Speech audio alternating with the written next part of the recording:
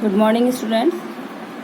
हम आपकी class 7th का सोशल साइंस का लेसन नंबर 1 जो चल रहा है 1000 वर्षों के दौरान हुए परिवर्तनों की पड़ताल, इसी का जो नेक्स्ट टॉपिक है, ये इस लेसन का लास्ट टॉपिक ही है, समय व इतिहास के कालखंडों पर विचार। तो इस पर आज हम चर्चा कर रहे हैं।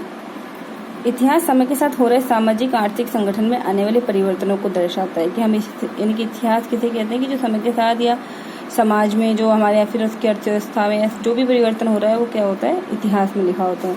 यह इतिहास उसको दर्शाता है। यह दर्शाता है कि विचार और विश्वासों में कितना स्थायित्व रहा और कितना बदलाव आया, कि पहले के समय में या लोगों के विचार क्या थे और आज के समय में क्या है, तो उनमें कितना कितनी चीज़ें तो बहुत समान है और कितनी चीज़ों में धीरे धीरे परिवर्तन आया है।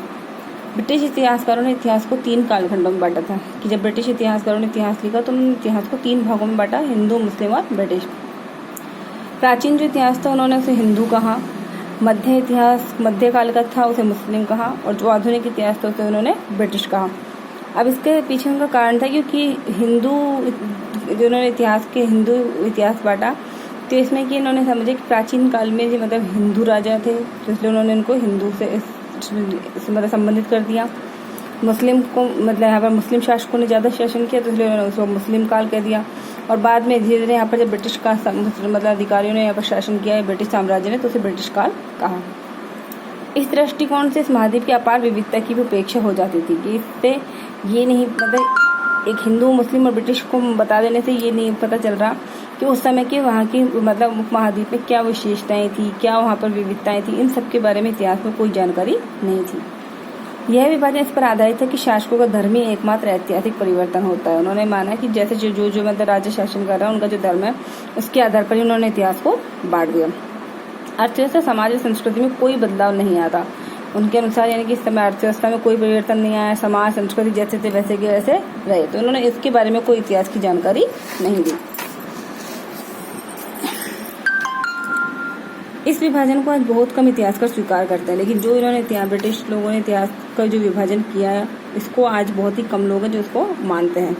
पिछले साल आपने जो इतिहास पढ़ा, 6th क्लास में जो आप हिस्ट्री पढ़ के आए हो, उसमें प्राचीन समाजों के कई प्रकारों का समावेश था। यानी कि उन्होंने बताया गया कि प्राचीन समय में जिस समाज में कौन कौन सी लोग किस तरह के लोग थे, जैसे शिकारी संग्राहक, जिसमें हम आदिवासी लोगों को शामिल करें, प्रारंभिक दौर के कृषि कर्मी की जो प्रारंभ में जो कृषि करने का जो उनका तरीका था, कृषि कैसे करते थे, तो उसमें धीरे धीरे अब परिवर्तन आने लग गया था।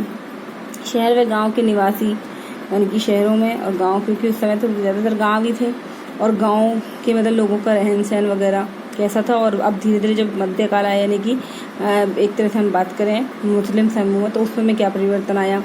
प्रारंभिक दौर के राज्य और साम्राज्य, तो यानी कि अब तब से लेकर अब तक के राज्यों में और साम्राज्यों में क्या क्या परिवर्तन हुआ, इसलिए इस समय को हम मध्यकालीन इतिहास कहा गया। यानी कि इसलिए इस समय को क्या कहा गया, मध्यकालीन, क्योंकि प्राचीन समय में तो बिल्कुल ही एक तरह से बहुत ज़्यादा पिछड़ापन था, लेकिन मध्यकाल में थोड़ा बहुत परिवर्तन आया, यानी कि थोड़ा बहुत विकास हुआ।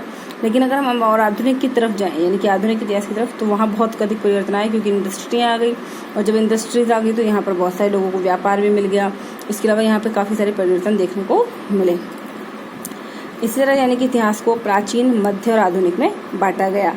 ठीक है, अब यानी कि प्राचीन से मध्य में काफ़ी परिवर्तन हुआ, और मध्य से जब हम आधुनिक में गए तो उससे और अधिक ज़्यादा परिवर्तन हुआ।